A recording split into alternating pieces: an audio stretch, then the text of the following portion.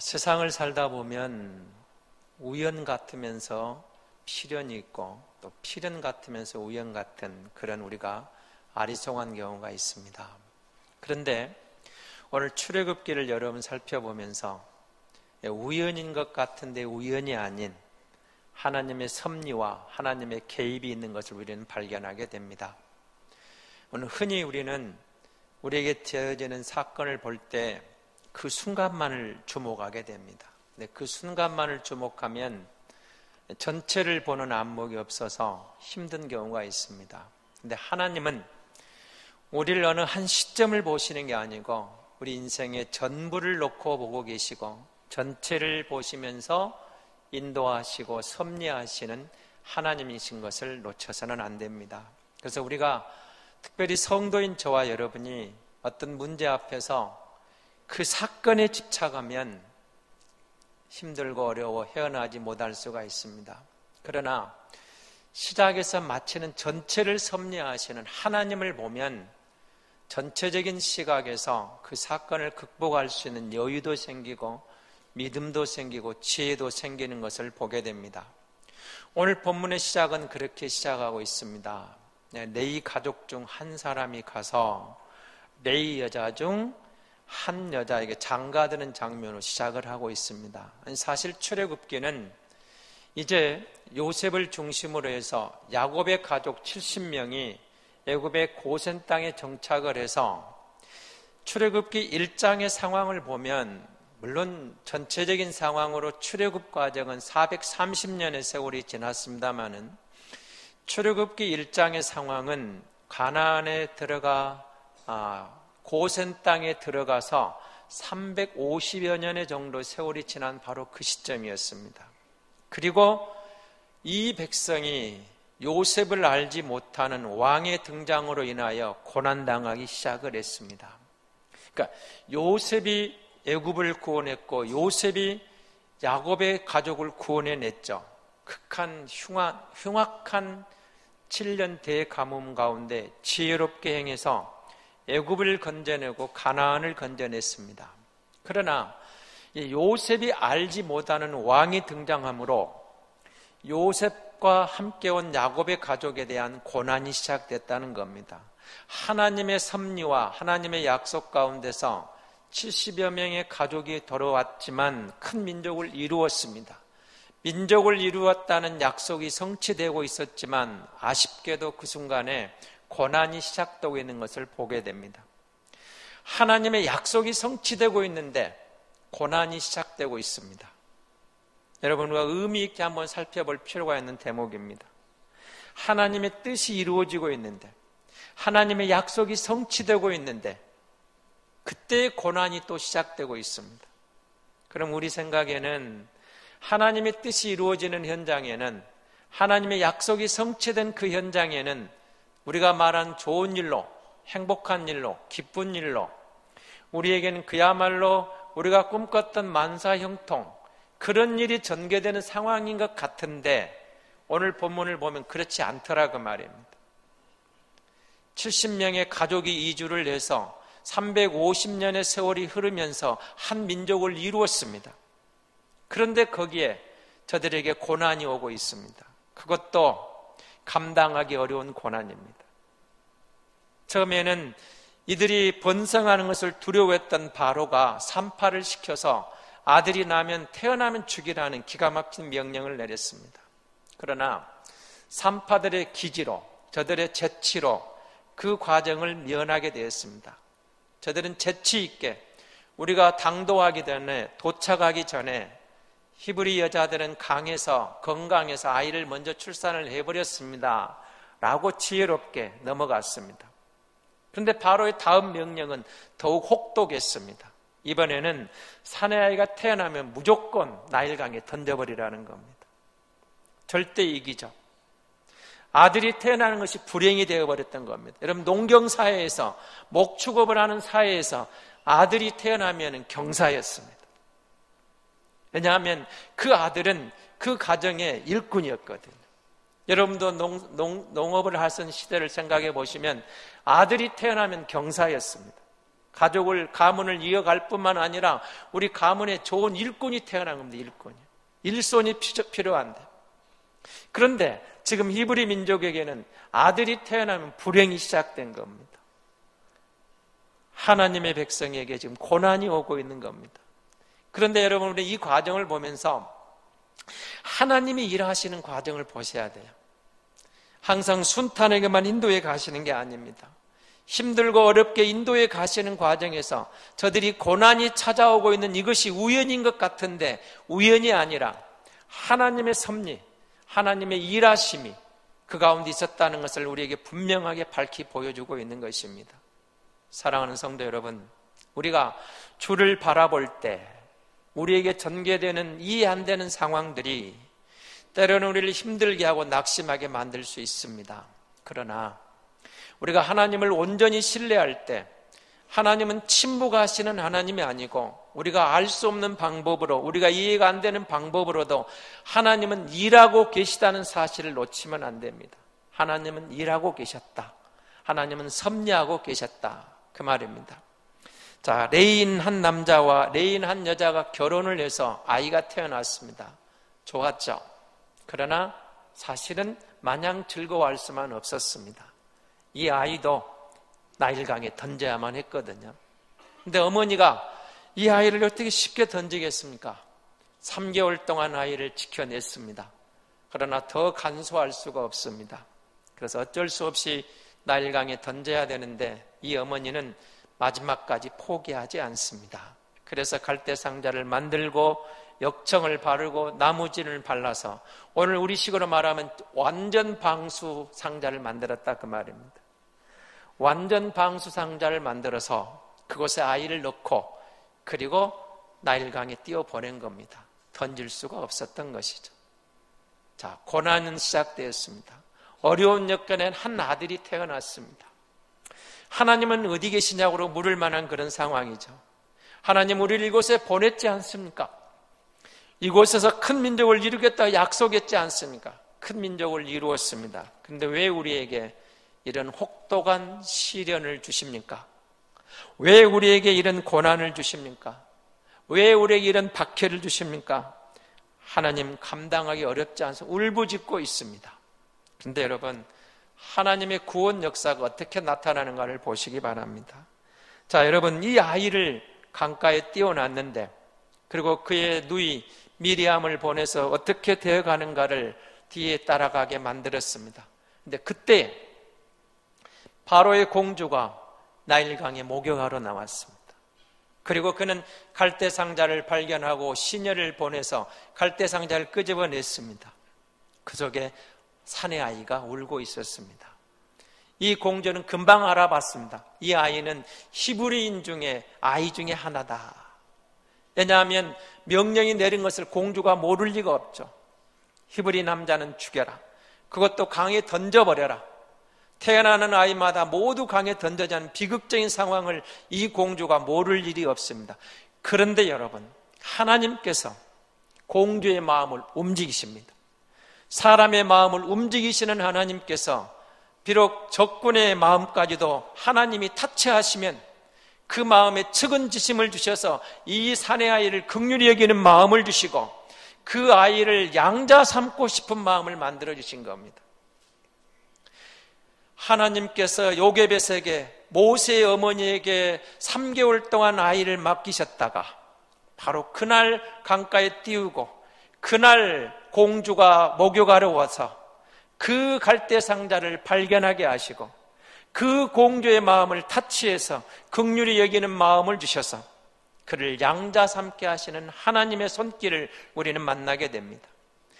절대이기고 절대절명의 위기 속에서도 하나님이 이렇게 하나님의 방법으로 간섭하셨던 겁니다. 섭리하셨던 겁니다. 하나님이 일하시는 것을 보게 됩니다. 이 갓난아기, 여러분 3개월 지났습니다. 아직 100일이 채 못 지난 이 아이가 힘이 무슨 힘이 있겠습니까? 이제는 부모 손도 떠나버렸습니다. 부모가 보호할 수 있는 힘도 없습니다. 여력도 없습니다. 재치도 없습니다. 아무것도 없어요. 부모가 이 아이를 해줄 건 아무것도 없습니다. 마지막 순간이 뭡니까? 갈대상자를 만들어서 방수 처리를 해서 그 강가에 띄우는 것까지 차마 물속에 던지지는 못하고 거기까지가 부모의 역할이었습니다. 그런데 하나님께서 일하고 계시는 겁니다. 바로의 공주를 그곳에 보내시고 갈대 상자를 건져내게 하시고 그 아이를 긍휼히 여기는 마음을 주셨던 겁니다. 그리고 그 아이를 양자 삼으신 겁니다. 여러분 생각해 보시기 바랍니다. 바로는 지금 히브리 사내 아이가 태어나면 모조리 죽이라는 이런 명령을 내렸습니다. 모두가 사람이 사내 아이가 태어나면 비극적인 순간이 히브리 민족에게 지금 밀려온 겁니다. 그런데 자 이제는 바로의 마음을 움직인 게 아니라 공주의 마음을 움직였어요.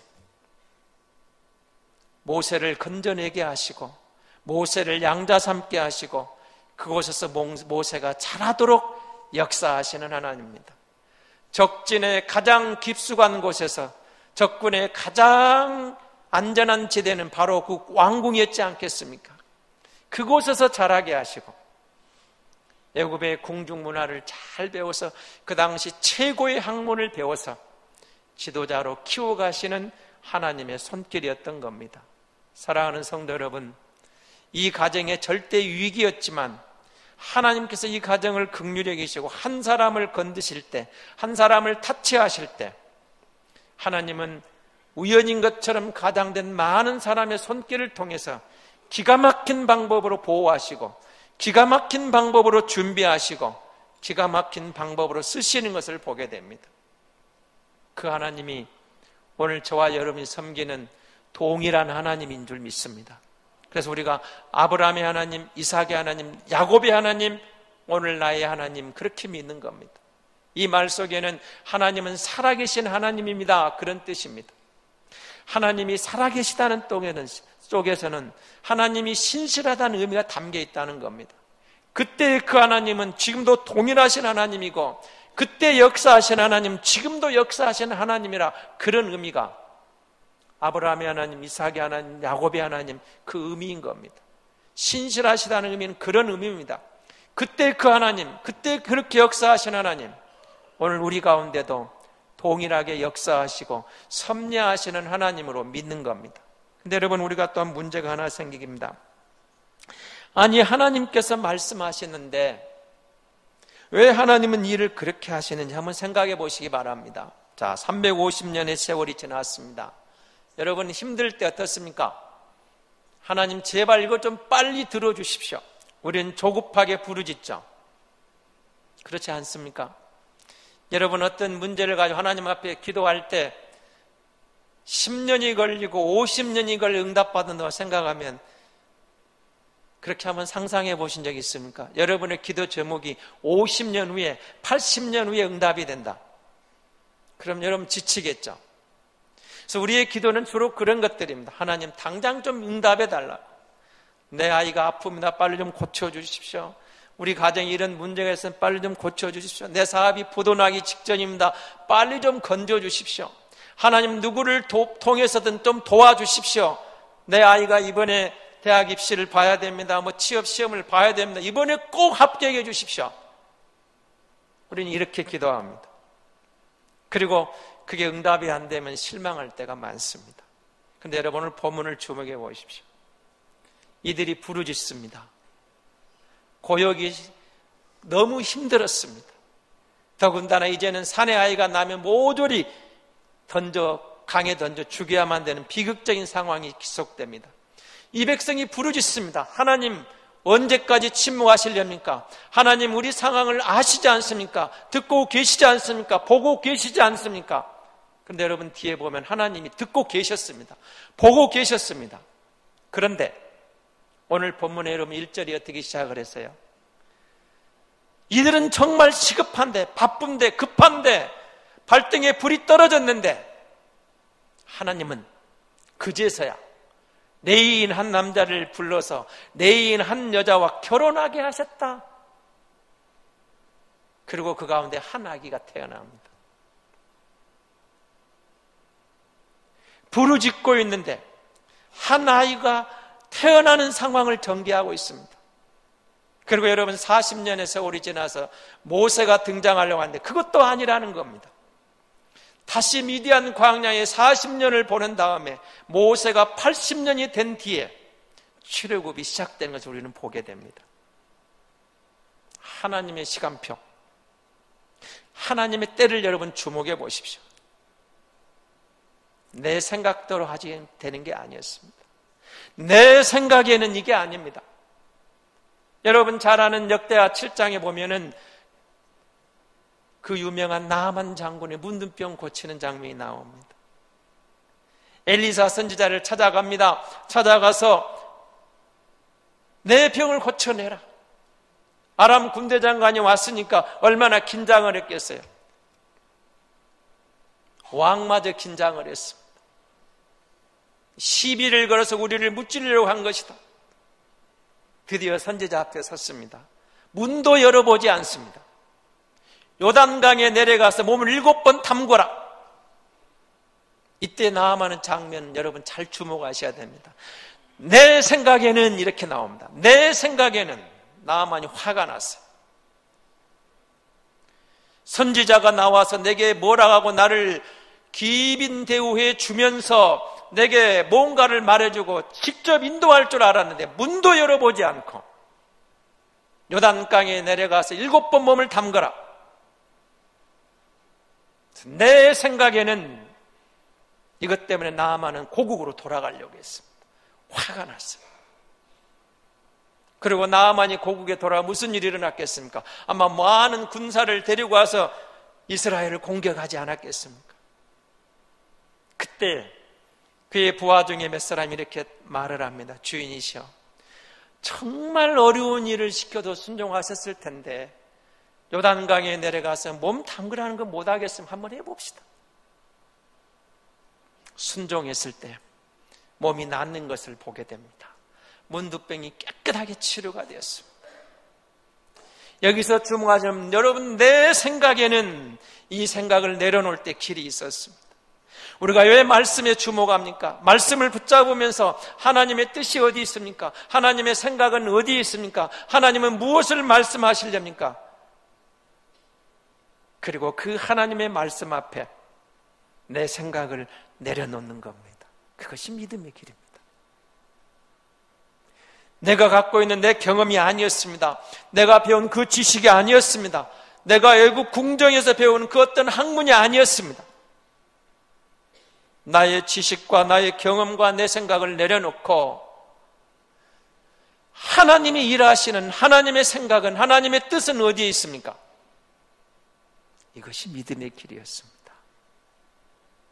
사랑하는 성도 여러분, 여러분의 기도하는 기도 제목을 다시 한번 들어놓고 하나님 앞에 한번 말씀에 비춰봅시다.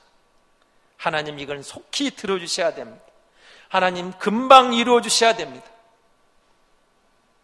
올해 안에, 아니 이번에 우리는 그렇게 기도하지 않습니까?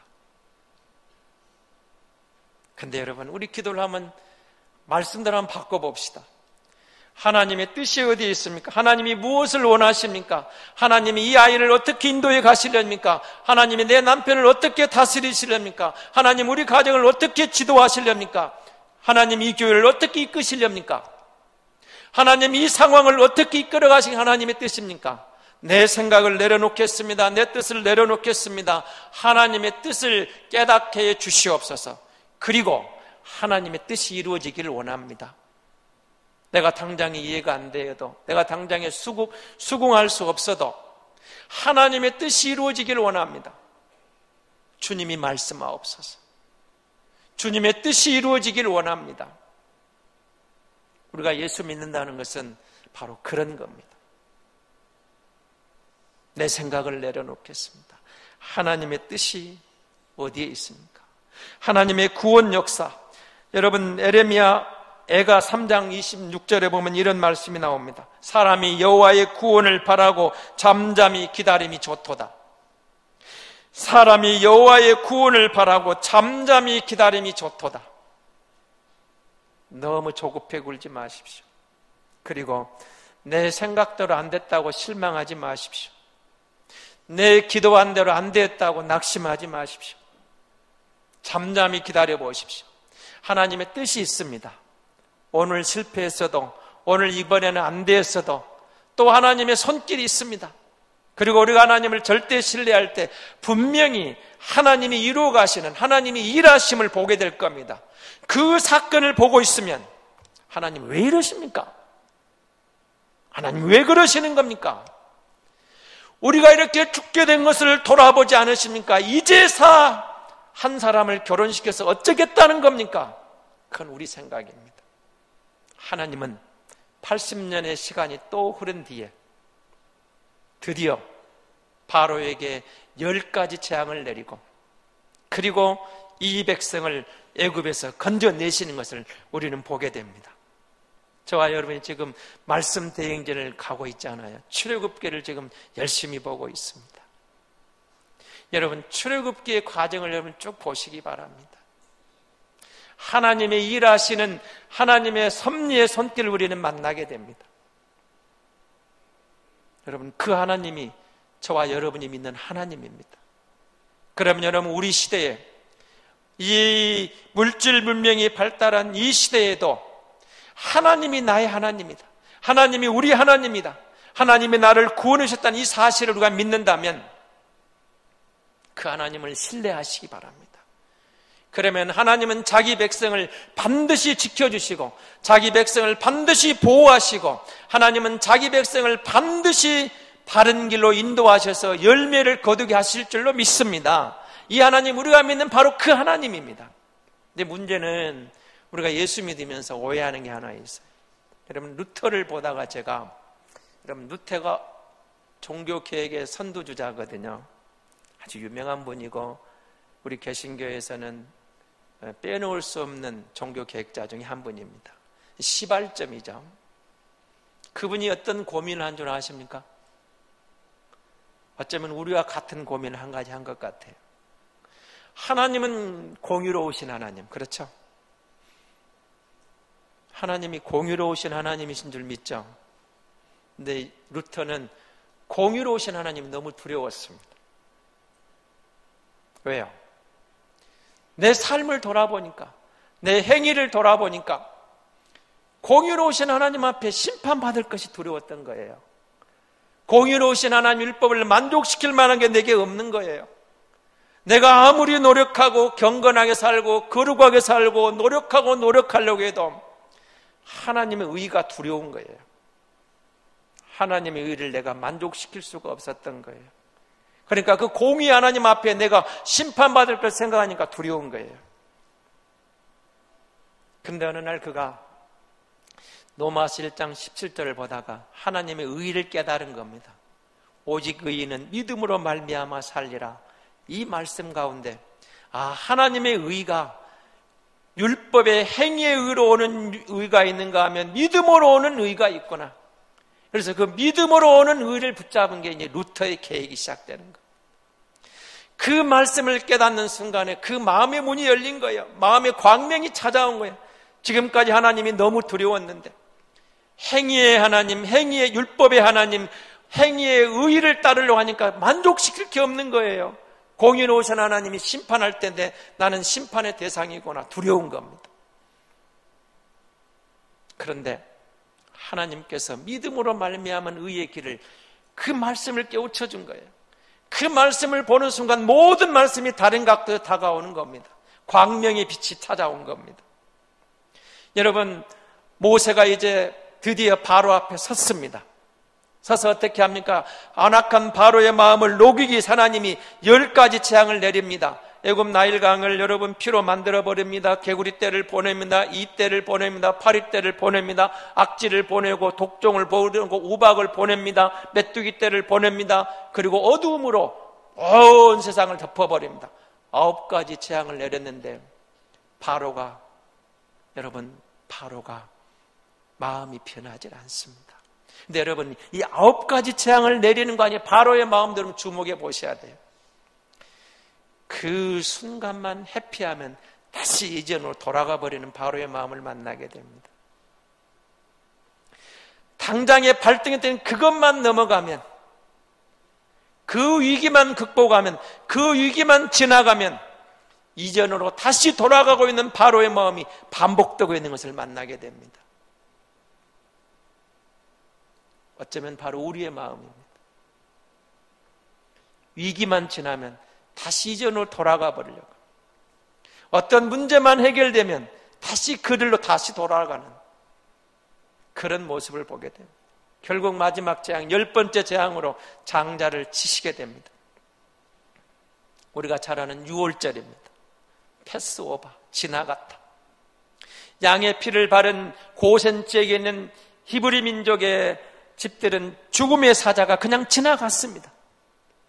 그러나 애굽 지역에는 전무후무한 재앙이 시작돼서 전무후무한 애곡이 시작되고 있었던 겁니다. 그 양이 뭐예요? 하나님의 어린 양 예수 그리스도가 십자가를 지심으로 우리가 보혈의 공로로 구원받은 성도가 된 거 아닙니까? 우리에게 믿음으로 말미암아 구원받는 그 의가 임한 겁니다. 예수 그리스도를 믿음으로 우리가 하나님께 의롭게 여겨졌고 의롭게 된 것입니다. 하나님은 우리를 의롭게 여기신 거예요. 우리를 의롭게 받아주신 거예요. 그것이 출애굽입니다. 출애굽의 절정은 유월절입니다. 유월절. 홍해를 가르는 것도 아니고 다른 어떤 것도 아닙니다. 유월절 사건이 출애굽의 절정입니다. 우리 인생의 최고의 절정이 어디 있다고 생각합니까? 내가 무슨 선행으로 선한 역사로 율법을 만족시켜서 의에 도달하려고 노력하면 노력할수록 우리는 좌절감을 맛보게 되었습니다. 그게 루터가 맛봤던 좌절감입니다. 선행으로, 내 행위로 하나님의 공의를 만족시킬 만한 게 없었습니다. 주님이 오셔서 십자가를 지시고 보혈의 공로를 쏟으심으로 그를 믿는 우리에게 믿음으로 의롭게 되는, 믿음으로 구원받는 그 길을 열어주신 겁니다. 출애굽은 믿음으로 구원받는 그 길을 열어주는 그림자였던 겁니다. 그래서 예수 그리스도가 오심으로 그를 믿는 저와 여러분이 죄악에서, 도성에서 벗어나 하나님의 거룩한 도성으로 향하고 있는 순례자, 성도가 된 것입니다. 하나님이 일하실 때 자기 백성을 사랑하셔서 다양한 방법으로 섭리하시되 하나님이 인도해 가시는 것을 보게 됩니다. 그리고 결국 하나님은 승리하게 만들어 가십니다. 그런데 우리는 급하다고 그랬죠. 하나님은 조급하지 않으셨습니다. 부르짖는데 결혼하는 한 부부 이야기로 시작을 해서 이스라엘을 건져내시는 것을 보게 됩니다. 또 우리 생각에는 어떻습니까? 이왕이면 좀 영웅 호거를 들어서, 건장한 남자를 들어서, 아니면 좀 뭔가 좀 왕궁에 있는 위대한 사람을 들어서 뭔가 하나님이 하실 것 같죠. 하나님의 역사를 보십시오. 그렇지도 않습니다. 아브라함을 불러낼 때 아브라함의 나이가 75세였습니다. 사라의 나이가 65세였습니다. 그리고 저들에게 약속이 이제 시작되고 성취될 때는 그로부터 25년이 지난 100세가 된 때였습니다. 이삭은 여러분 유약한 사람이었습니다. 야곱은 속이는 자였습니다. 레아는 사랑스럽지 못했습니다. 요셉은 노예로 팔려갔습니다. 모세는 말을 더듬었고 기드온은 겁쟁이였고 삼손은 교만했습니다. 라합은 부도덕했습니다. 다윗은 간음에다가 사람을 죽이는 어리석음을 범했습니다. 엘리야는 죽고 싶어 했고 요나는 불순종했습니다. 마리아는 시골 가난한 소녀였고 세례 요한은 괴짜했다고 그럽니다. 베드로는 충동적이고 성질이 급했고 마르다는 걱정이 많았습니다. 바울은 몸이 연약했습니다. 디모데는 내성적인 사람이었습니다. 그러나 이 모든 사람을 하나님이 쓰실 때, 하나님이 저들을 사용하실 때 위대한 역사를 이루시는 것을 보지 않습니까? 사랑하는 성도 여러분, 그렇습니다. 하나님은 오늘 우리 가운데 일하고 계십니다. 그리고 하나님이 그 누군가를 들어 쓰실 때 내게는 자격이 없는 것 같아도, 나는 부족한 것 같아도 하나님이 우리를 개입하시고 그 사람을 쓰실 때 하나님의 구원의 놀라운 역사를 이루어 가시는 것을 보게 됩니다. 하나님은 오늘도 저와 여러분을 들어서, 여러분의 자녀들을 들어서, 우리 교회를 들어서, 그리고 여러분의 후손들을 들어서 하나님은 일하시기를 원하시는 겁니다. 우리가 이 하나님이 우리 하나님 것을 믿고 신뢰할 때 하나님이 일하시는 것은 우리가 생각할 수 없는 방법으로 하나님의 놀라운 역사가 이루어지는 것을 보게 될 줄로 믿습니다. 이 시간 말씀을 생각해 보면서 잠시 동안 함께 우리 자신과 우리 가정을 위해서, 교회를 위해서 기도하는 시간을 갖겠습니다.